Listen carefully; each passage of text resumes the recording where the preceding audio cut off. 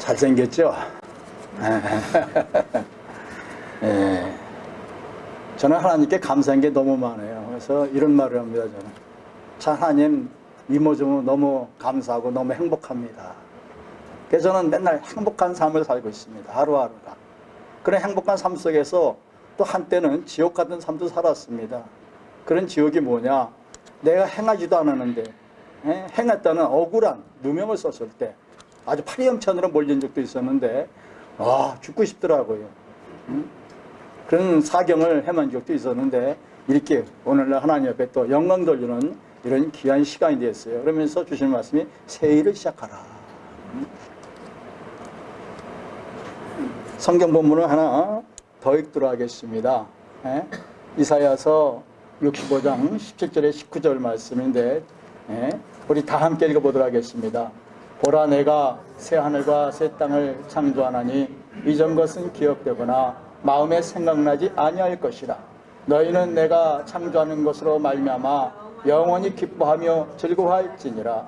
보라, 내가 예루살렘을 즐거운 성으로 창조하며 그 백성을 기쁨으로 삼고 내가 예루살렘을 즐거워하며 나의 백성을 기뻐하리니 우는 소리와 부르짖는 소리가 그 가운데에서 다시는 들리지 아니할 것이며. 아멘. 이분을 아시는 분은 잘 아시겠습니다만 미국의 소설가이고 저널리스트입니다. 그리고 그 대다수의 작품들은 정말 대단한 작품들, 우리가 흔히 잘 알고 있는 그런 작품의 저작자입니다. 바로 어니스트 헤밍웨이. 너무나 유명한 사람이죠. 그 작품들도 너무나 유명하고 대작들이라 할 수 있습니다. 근데 이 사람이 1959년 아이다호 주 캐첨에 2천 집을 구입하고 나서 2년 뒤에 자살을 합니다. 노벨상을 수상하고 또 세계의 저명인사가 됐고 어떻게 보면 참 행복한 조건을 가진 것 같은데 왜 자살을 했을까? 자살한 내용이 이겁니다. 나는 끊어진 필라멘트처럼, 더 이상 전류가 흐르지 않는 필라멘트처럼 나는 고독하다. 여러분, 고독이라는 거 참 무섭더라고요. 이것처럼 무서운 게 없어요. 아까 잠깐도 제가 말씀드렸습니다만은 한때 제가 파리염천으로 몰린 적이 있다고 그랬어요. 내가 하지도 않았는데 너무 어려움을 당하는 사람을 제가 도와준 적이 있어요. 도와줬는데 여러분들 잘 아시는 세모자 사건의 주인공입니다. 그분을 도와주고 그분을 신방했는데 그분이 그 밀봉을 거금을 내놨는데 그 거금을 제가 받을 수가 없었어요, 도저히. 그래서 되돌려줬는데 그것을 제가 입 닦아시고 부정하게 사용했다는 이런 억울한 누명을 쓰고 정말 코너에 몰린 적이 있고, 그로 인하여서 제가 한기보태 다음 대표장직을 승계 못하는 이런 끔찍한 일이 벌어졌습니다. 그때 바로 이 장면, 어니스트 헤밍웨이가 딱 떠오르더라고요. 야, 사람이 이래서 죽는구나. 이래서 죽는구나. 정말 견디기 어려웠어요. 그런데 하나님께서 하나하나 차근차근 누명을 벗겨주시는데 얼마나 감사한지 몰라요. 자기들이 스스로 그 원흉들이 찾아와서 스스로 자기가 자술서가 있어가면서 누명을 벗겨주는 거예요. 이게 하나님의 역사입니다. 그래서 살아계신 하나님, 나와 함께 하신 하나님, 아주 절실히 느꼈는데 바로 이 고독하다, 이 고독을 이기지 못한 이 사람이 자살을 하게 됩니다. 오늘날 우리 한국이 세계에서 자살률이 1위라고 하지 않습니까? 그 사람들이 자살하는 그 이유를 들어보면 대다수가 바로 이 부분이더라고요. 이 부분에서 그걸 견디지 못하고 다 극단의 선택을 하더라는 것입니다. 근데 저는 왜 이런 극단적인 삶을 사는가, 왜 자살할 수밖에 없는가, 딱 원인은 하나더라고요. 그 어려운 시기에 이길 수 있는 방안은 하나님밖에 없더라고요. 하나님만은 나의 사정을 아시고 내 형편을 아시고 세상 모든 사람들이 모른다 할지라도 하나님은 아시니까 그거 하나만 가지니까 위로가 되더란 말이죠. 위로가 되니까 하나님이 그 일에서 풀어주셔요. 그러니까 뭐가 나 찬성이 나오더라는 겁니다. 그 역경 속에 정말 죽고 싶을 만큼 어려운 환경 중에도 찬성이 나오더라는 겁니다. 근데 이 헤밍웨이는 그 찬성이 없었어요. 찬성이 없으니까 극단의 자살을 택하게 되더라는 겁니다. 오늘 한국에 왜 자살률이 많은가? 해답은 간단합니다. 하나님만 그들에게 들어가면은 자살할 이유가 없죠. 하나님을 떠나니까 자살이 생기더라는 것입니다. 그래서 하나님께서 우리 인생을 만드신 목적이 무엇이냐? 본문 21절에 그 답을 주고 있습니다. 이 백성은 내가 나를 위하여 지었나니. 하나님께서 우리를 지으실 때 하나님을 위해서 지었다고 그랬어요. 그러면 뭘 위해서 지었느냐? 말씀하시기를 이 백성을 하여금 나에게 뭘 하게 하기 위해서? 찬송하게 하기 위해서 지었다고 그랬어요. 우리가 이 세상에 존재하는 이유는 하나님께 찬양하기 위해서 존재하는 겁니다. 우리가 하나님께서 만드신 목적에 대해서 분명히 알고 있어야 되는데 그 오늘날 그 목적이 상실된 것 같아요. 훼손된 것 같아요. 크리스찬들이 목적이 의식이 좀 희색된 것 같아요. 그러다 보니까 참 문제가 생기는데 그래서 우리 인생의 진정한 삶의 목적이 무엇이냐? 바로 소위 문답 제1번에 보니까 사람의 제일 되는 목적이 무엇이냐 물었습니다. 그 답을 이렇게 말하고 있습니다. 하나님을 영화롭게 하고 영원토록 그를 즐거워하는 것이다. 아주 소위를 문답에 정확하게 이 문제에 답을 주고 있단 말입니다. 하나님께 찬송하는 게 우리가 하나님께 태어나신 선택하신 하나님의 자녀된 본분이고 목적이라는 것입니다. 이걸 우리가 너무나 잘 알고 있고 소위 문답 이거 제1번 모르는 목사님 있습니까? 대부분 다 아십니다. 근데도 왜 현실은 떨어져 있느냐는 얘기죠. 이것을 우리가 한번 이번 생각해 보자는 것입니다. 우리가 하나님을 찬양할 수 있다는 거 이보다 더 큰 축복이 없습니다. 하나님을 찬양할 수 있다는 거 우리에게 너무나 큰 선물이고 은혜입니다. 하나님을 찬양하면 이 세상의 모든 것들을 이겨낼 수가 있고 극복해낼 수 있고 또 모든 것을 할 수 있다는 사실인 것입니다. 따라서 우리가 어떻게 하면은 하나님을 찬송하는 것인가? 어떻게 하면 찬송하게 할 수 있는가? 그 첫째가 이 백성은 내가 나를 위하여 지었나니 나의 찬송을 부리게 하려 함이라 그랬는데 어떻게 하면 우리가 찬송의 삶을 살 수 있을 것인가? 첫째, 하나님을 위하여 사는 삶이 되어야 한다는 겁니다. 자, 이게 무슨 뜻이냐? 요새 가끔마다 제가 그런 질문을 합니다.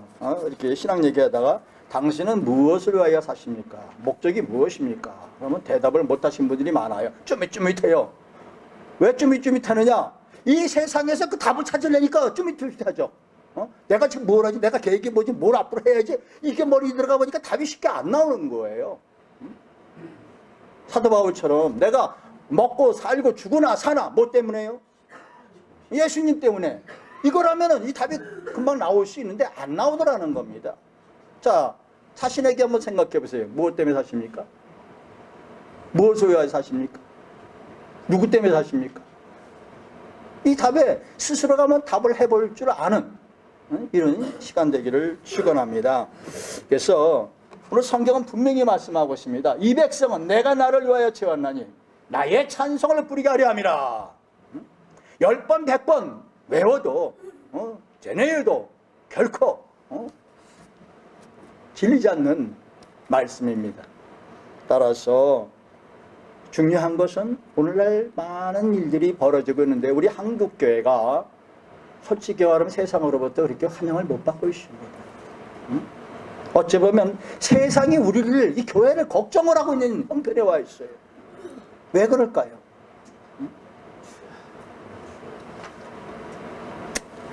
바로 저는 여기에 답이 있다고 봅니다.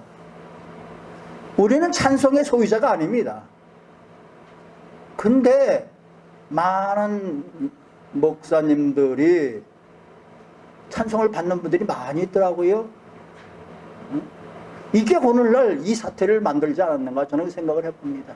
제 개인적인 생각입니다. 여러분 다 그렇다는 것은 아닙니다. 저는 그렇게 생각을 하고 있어요. 그러다 보니까 여러 가지 부작용이 생기고 그래서 아름답지 못한 이런 모습들을 세상에 우리가 보이고 있다. 이렇게 생각을 합니다.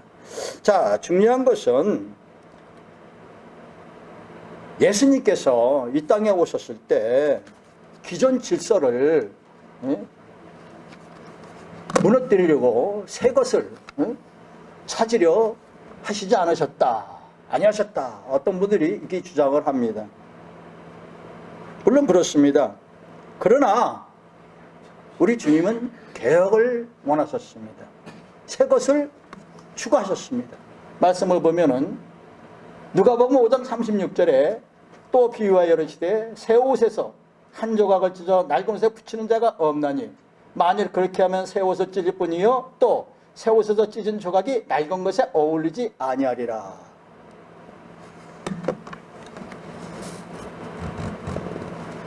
낡은 옷이요 낡은 가죽 부대에 근본적으로는 새로운 것이 나올 것이 없다. 저는 사실 우리가 보수교단 청년회회를 할 때 약칭으로 한청년이라고 하는데 이거 전혀 개혁 없었습니다. 꿈에도 생각한 적이 없었어요. 근데 일을 진행하는 과정에서 어느 날 문득 하나님께서 자꾸 딴 방향으로 인도하시는 거예요. 왜냐면 저는 솔직히 이게 십자가거든요. 그래서 기도하는데 나 이 십자가 지기 싫습니다. 얼마나 기도하면서 뺐는지 몰라요. 안 하겠다고. 근데 자꾸 기도하면 이게 자꾸 걸려드는 거예요. 자꾸 마음에 찝히고 인도되고 뭐 역사가 일어나는 거예요. 그래서 야 이건 아닌가. 어느 날 기도하는데 하나님께서 다 떨어버려라. 다 떨쳐버려라. 옛것 다 떨쳐버려라. 새롭게 시작하라. 그래서 2016 말에 여러분들에게 연화 메시지를 보내면서 그때 분명히 제가 그때 말씀드렸어요. 이제 모든 걸 지난 걸 다 잊어버리고 떨쳐버리렵니다. 그리고 새롭게 시작하렵니다. 그러면서 그때 문자 보내게 저를 해롭게 한 사람들도 다 문자 보냈습니다. 내가 원수부터 풀어야겠다. 내 맺힌 것부터 풀어야겠다. 그들이 풀던 말던 할렐루야. 그래서 깨끗이 다 용서하고 풀어버렸어요 제가.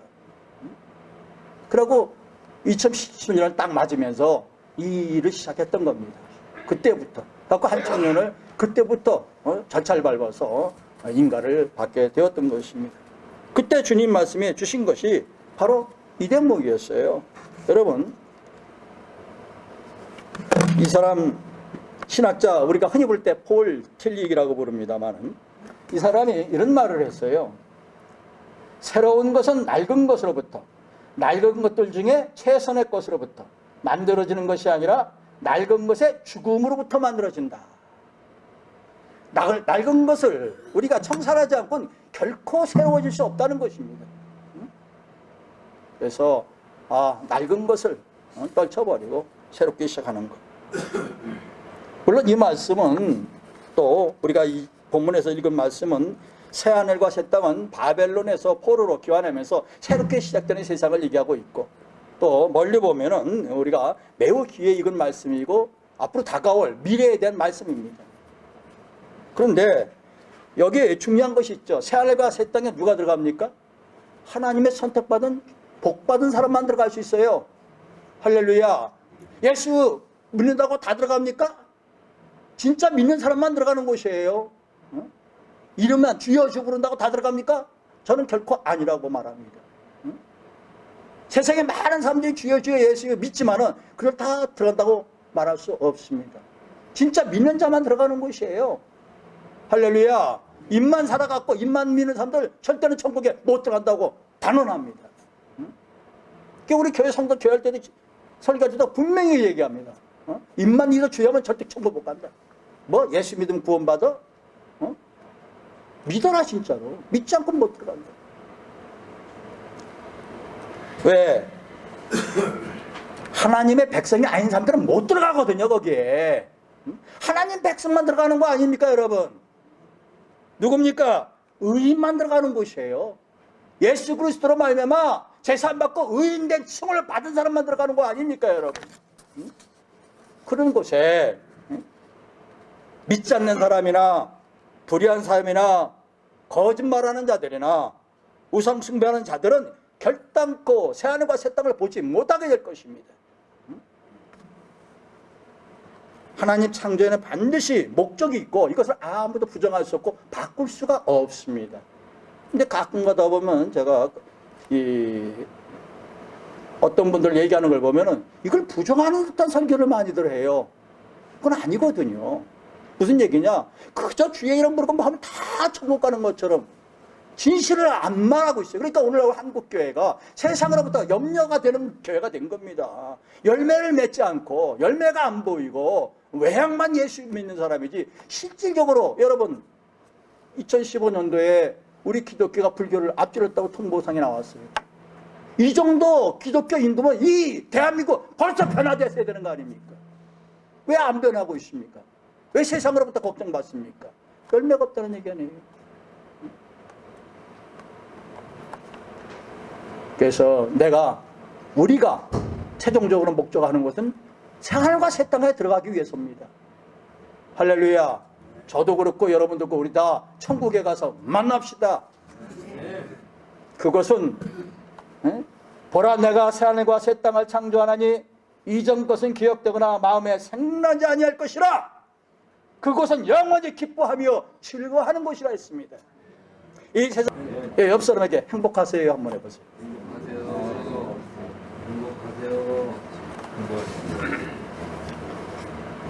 하나님께서 창조하신 새하늘과 새 땅에는 바로 기쁨과 즐거움이 충만한 곳이라 믿습니다.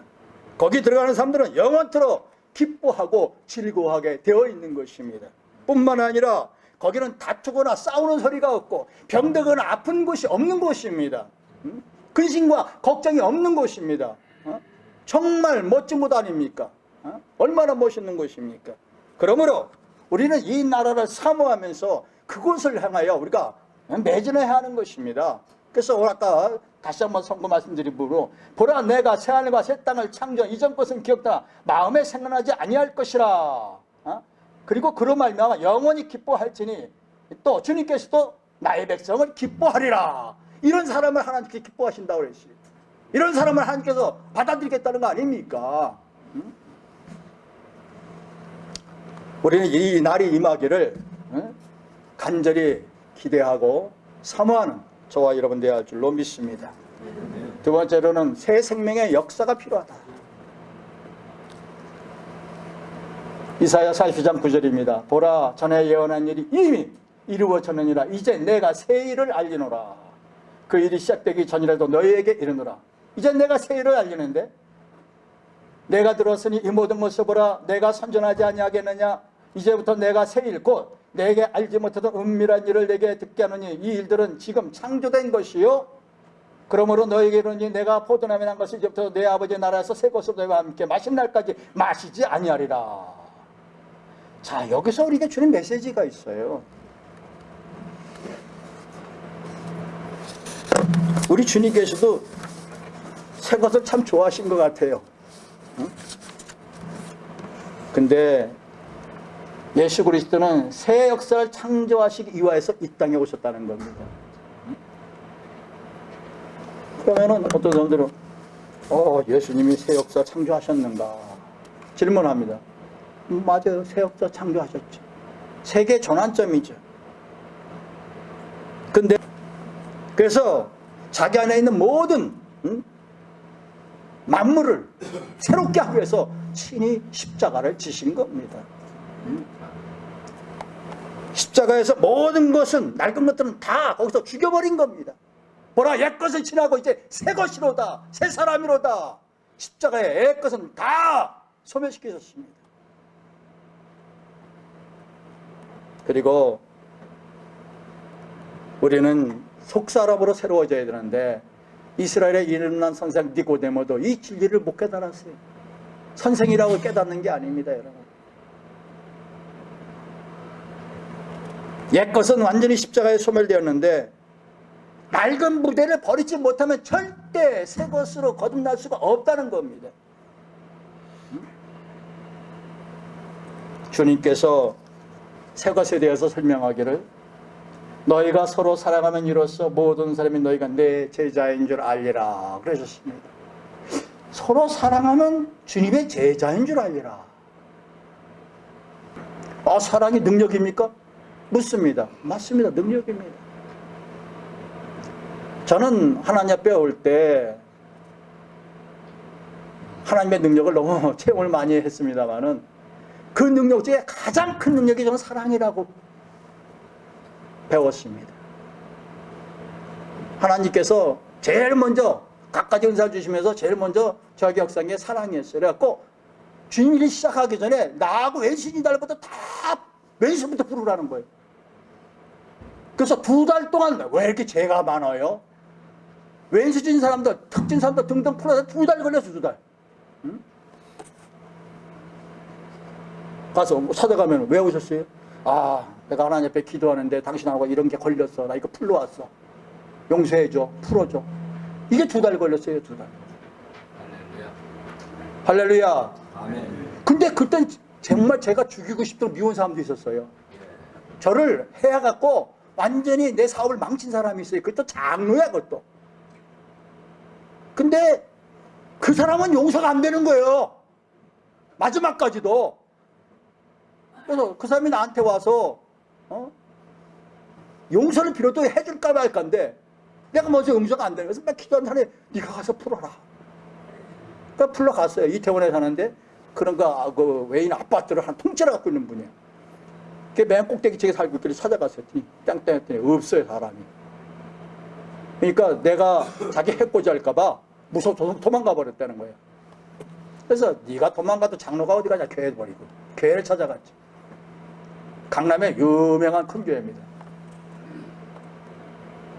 갔더니 그 밑에서 일하는 집사가 있는데 집사를 불러냈어요. 불러내고 야, 내가 기도하는 중에 하나님께 이래갖고 내 홍장로 용서하러 왔으니까 전화라.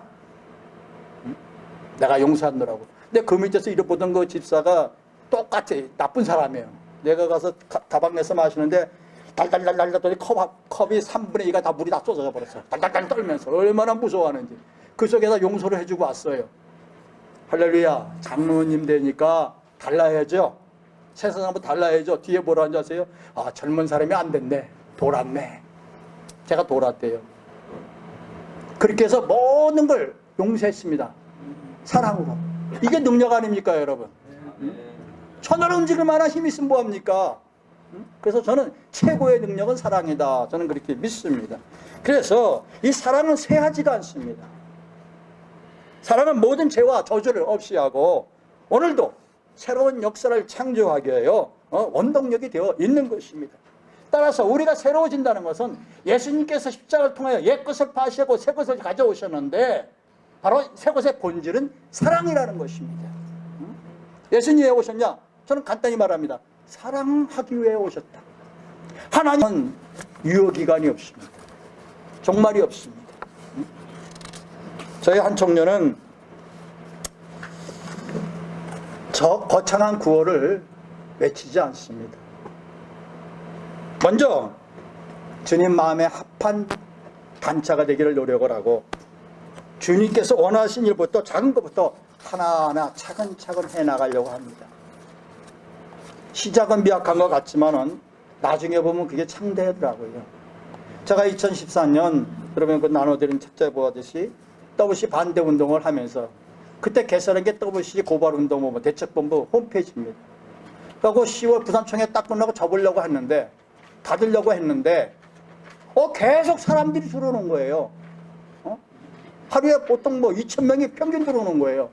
그러니까 이게 닫을 수가 없는 거예요. 근데 사실 이게 운영비가 제법 들어갑니다, 여러분. 그 서버 운영하는 게 쉬운 게 아니에요. 왜냐면 서버로 운영하거든요. 왜 서버 운영하냐? WC 홈페이지에 공격이 너무 많아요. 계속으로부터. 수없이 다운됩니다, 이게. 처음에는 거창하게 홈페이지 만들었어요, 멋지게. 하도 공격을 받다 보니까 이게 자꾸 다운돼요. 그래서 공격받으면 바로 복구하려고 아주 간단하게 만들어버려요, 아예. 간단하면 빨리 복구됩니다. 거창하면 복구하는데 오래 시간이 걸려요. 그래서 간단하게 만들어갖고 했더니 다운되면 바로 복구시켜. 바로 복구시켜. 그랬어요. 근데 계속 사람들이 들어와요. 왜? 정보가 없는 거예요. 다른 데는. 왜? 여러분 인터넷 뒤져보세요. 각 블로그에 또 네이버나 다음 등대 보세요. 자료 없습니다. 다 그들이 내렸습니다. 그러다 보니까 찾아온 것이 우리 홈페이지예요. WC 고발운동. 얼마 전에 200만 명 돌파했습니다. 지금 210만 명 거진 육박합니다. 요새 무슨 일이 생긴지 모르겠는데 이 시국이 이래서는지 모르겠는데 하루에 뭐 어떨 때는 4, 5천 명씩, 지난번에 7천명, 8천명까지 들어오더라고요. 하루에. 얼마나 놀랍습니까, 여러분? 어? 새로운 역사죠. 어? 그만큼 아직 이 땅에는 희망이 있다는 것을 늘 말씀드리는 겁니다. 어? 어? 뭔가 이래서는 안 되겠다니까 경각심을 가지고 찾아 헤매는 성도들이 있다는 거 아닙니까, 여러분? 응? 그래서 비록 작지만은 차근차근 시작하다 보면 하나님께서 역사하실 것이다.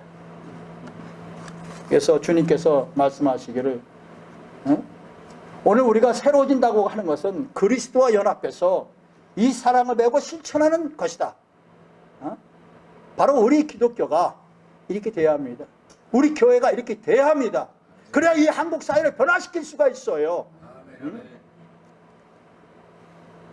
이사야 60장입니다. 일어나라, 빛을 발하라. 우리 교회가 일어나서 빛을 발해야 되지 않겠습니까? 세상의 걱정거리 교회가 아니라 세상을 변화시키는, 세상을 어둠을 밝히는 교회가 되어야 되지 않겠습니까, 여러분? 내 눈으로 사방을 보라. 사방을 살펴보아야 돼요, 우리가.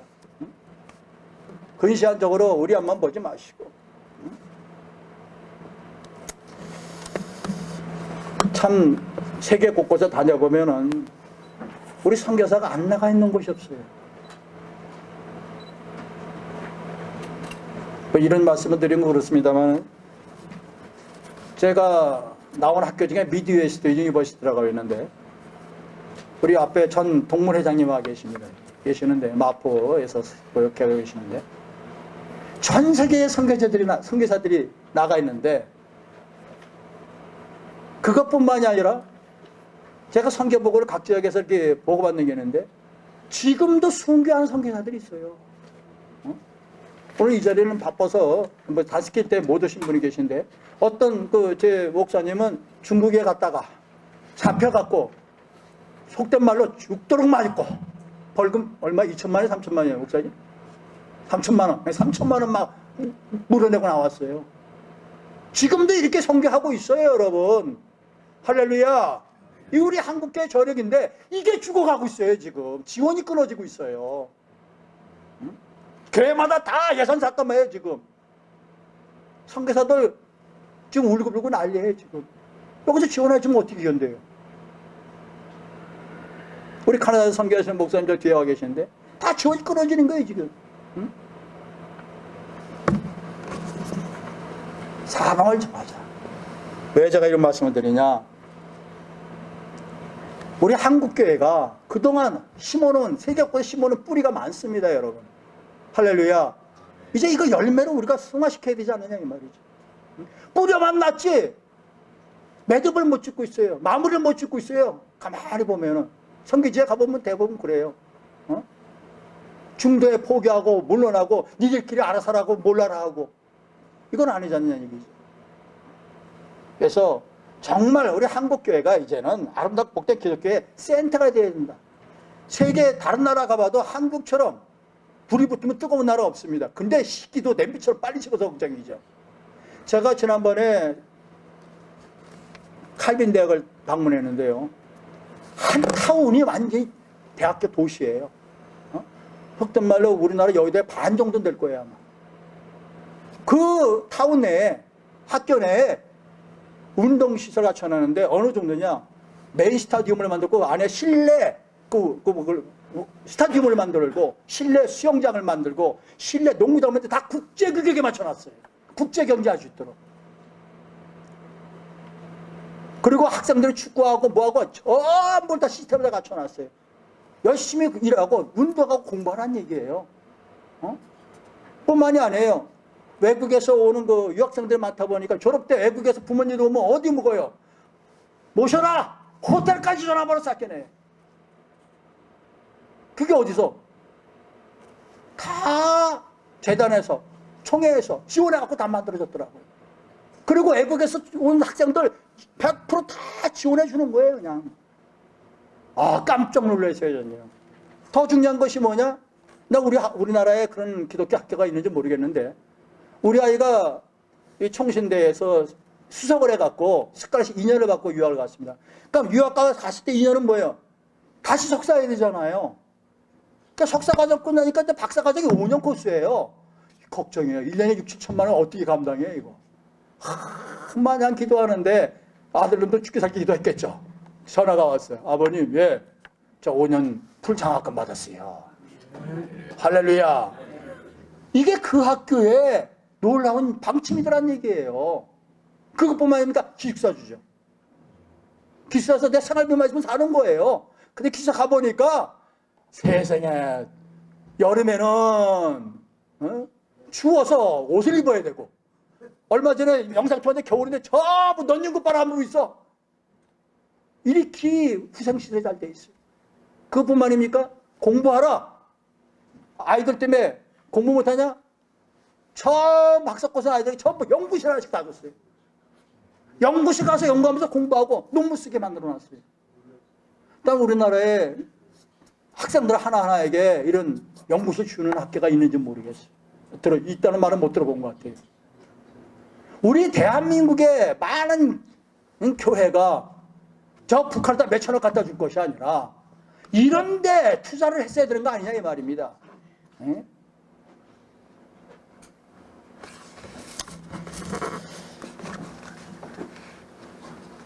이 백성은 내가 나를 위하여 전하니 나의 찬송을 부리게 하려 함이라. 바로 이런 모든 것들이 하나님께